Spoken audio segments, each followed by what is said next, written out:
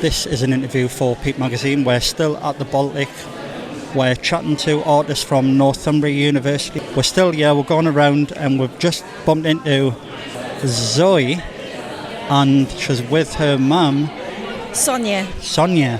So I've kind of just pounced on them, and some people can be a bit shy when they want to talk about the work. Some people don't want to talk about it. Some people express themselves a bit differently. But I just thought this piece of work kind of caught my eye, and I want to ask about it. I want to ask maybe some of the inspirations. So who wants to go first about maybe some of the inspirations behind this piece of work? Well, I'll just say it was my mum, really, because she's a punk, so I've always had punk influences behind my work, just because I like the rebellion of it. Yeah. And it's really interesting visually, just trying not to fit in. So can we chat about the work then? What was the inspiration behind the work? Was it Vivian Westwood inspiration there? Yeah, I bet. Yeah, definitely. And also because punks just DIY their clothes as well. So it's all just made from like second-hand material and an old pair of my mum's jeans as well. Yeah. And obviously just a load of studs, because they put studs in everything. I watched an interview with Vivian Westwood not so long ago, and they keep asking her when you were in the punk scene, and she says, well, we invented the punk style. Do you want to elaborate on that, or have I got that wrong? Because I'm sure she did, didn't she? She kind of, with her shop with Malcolm Claren. Well, she made clothes that looked punk, but I think a lot of people just made what they could. Like me, back in the 70s, 80s, I made what I could out of things in the house. Yeah. And I didn't know about Vivian Westwood then. I just knew I wanted to be a punk, so just wear what you could and what you could find and alter it by just putting a few scissor holes in it and stuff, like bleaching it, just get a bit bleach on it, anything.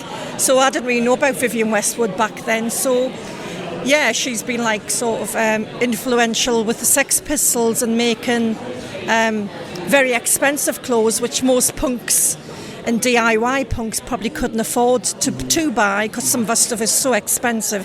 Like even that cheesecloths that she made with Destroy on were so expensive. The normal, ordinary punk or DIY punk couldn't afford stuff like that, so you made your own. Of course, yeah. Yeah. Yeah, I kind of think I got that wrong. Like, she didn't invent the genre of the music, but she kind of inadvertently invented, the punk style, just by what you're saying there. Would you agree with that or not? No, I wouldn't agree with it. No. She did, because she was famous. Yeah, she made it more popular, I'd say. Whereas punks don't want to be popular. We just want to be, we're sort of anti-government, anti-everything, basically. So, yeah, she was a good icon.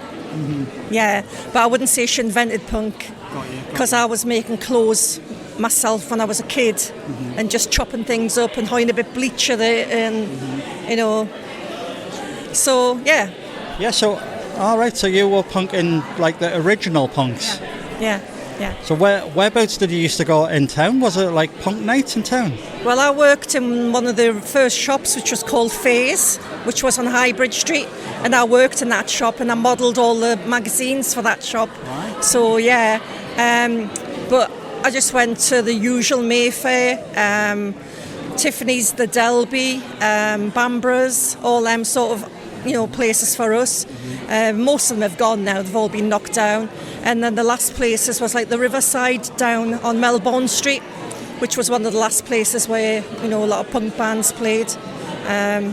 So I've been around a long time. And definitely. Is there a place where you can go now where a lot of the punks kind of reunite, and is there anything like that?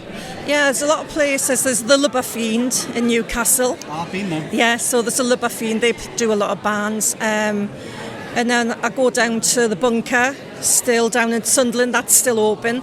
And I travel a lot. I love travelling, so I like to travel to see bands. Well, there was a punk exhibition on a couple of years ago in town. Did you go to that? It was at the library at Highbridge. What's the plan for the future now you've graduated? Have you got any definite plans that you want to do, and does it involve punk music and the punk genre? Well, I want to be a tattoo artist, so I'm going to practice doing that.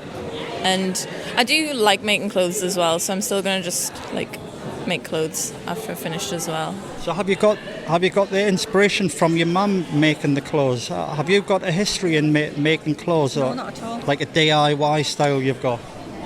I don't make clothes, I just rip them up. I just buy things that I like because I love tartan.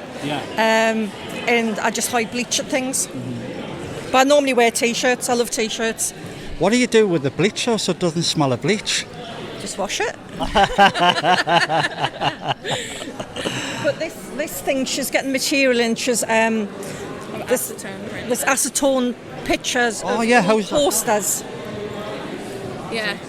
So you just print off a picture like on a normal printer, and you lay it face down on the material and you cover it in nail varnish remover and just like use a roller and press it really hard and it prints the image on. The image transfers onto the cloth. Yeah. So I forgot to flip the images, that's why it's all backwards, but... Kind of adds to it though. Yeah, I thought that was just like the punk mindset, like I just don't care. This is actually from Faye's, where I used to work. It's a piece out of one of the magazines. So it's got like the bondage trousers on, the stripy jumpers, the wraparound shades and Ray-Ban glasses. Jumpers. So that's what she's done. This band here, Total Chaos, are from Newcastle. Ah, wow. So they were an old punk band. They sang a song, There Are No Russians in Afghanistan. There's another Phase one.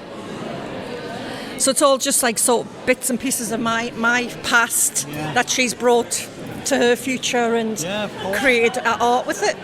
What I find interesting, right, about the tartan and the pattern, it generates back to the clans, and then each clan had a different pattern of tartan. Yes. That's right, isn't it? Yes. It's like from the Jacobean times as well. So I'm really into history, so I love the Jacobeans. So like even when they were like sort of in the uprising and that, if they found with a tiny little bit of if their clan on, they were murdered. So people used to keep tiny little shreds somewhere on their body, personal to them, to remember that they were part of like the Fraser clan or the whatever clan they were part of. MacLeod or maybe that was the Highlander. I always say Fraser because my mum was a Fraser, so I always have the Fraser tartan in my head. So yeah. Also, you're actually you've got the Scottish roots. Yes. Oh, well, that makes it all encompassing, doesn't it? Yeah. But you see a lot of punks wear a lot of tartan still to this day. Yeah. So. And what was a reason why you've chose the blue tartan opposed to the more red, like orangey? Was there a reason why you've chose that blue tartan? No, that's just the pair of second-hand jeans I had. Yeah. It really is that simple. Yeah. My mum's old jeans. Hi guys, thanks for chatting. And I've kind of put you on the spot, but you've came through great. And it's not easy when someone's putting a mic in your face and want to chat about your work. And she's been crocheting since she was about 5 years old. She used to sit on the edge of the bed just crocheting. She's crochet some incredible things. She's just like spot on. So proud of her. She's always been knitting and making things and doing art since she was tiny. Always up to something, making something, and she just totally blows my mind with what she creates. And she just comes and goes, "Oh, Mum, what do you think of this?" And I'm like, "Oh my God, that is fabulous!" Yeah, she's always been very creative from being tiny. Incredible. Brilliant. I wish you the best of luck. Well, with whatever you're doing, you should definitely keep this up because it's a definite nice style to that. And the more you do things, the better you're going to get at. Yeah. And it doesn't matter about Northumbria Uni, how you didn't fit in and all that, because it's great when people don't fit in. Yeah. Like I don't fit in with a lot of things. Well, like Northumbria University are terrible. The tutors have just not been very supportive. They've never been there. I think they've let a lot of students down. Our friend who's gone to Newcastle University is getting a lot more support. Really? Yeah, and a lot more. She was going to change halfway through, but all the paperwork to do it was just too complex, so she just stayed where she was. But you found that your friend Well, Newcastle's course is longer as well, and I think it's uni itself. It's a lot of pressure on your mental health. Yeah. So that was a big part of it. But you know, with mental health, do you know, there's a saying, work with your hands and free your mind. So maybe the more you work with your hands, it frees that mind, you see. Gets your mind clear. And then what I was going to ask is, when you were doing this, is there any internal dialogue that you find that you're asking, you know, like a conversation with yourself? Do you find that in art? I don't know, really. I just start making. And I don't know, just see where it goes. And your mind's kind of not blank, but free, like not really thinking of any heavy thoughts. Yeah, I guess I'm normally binging something whilst I'm doing it, so I'm just focused on whatever I'm watching. Guys, thanks for chatting. I wish you the best of luck in the future. Thank you. Thanks a lot. Cheers.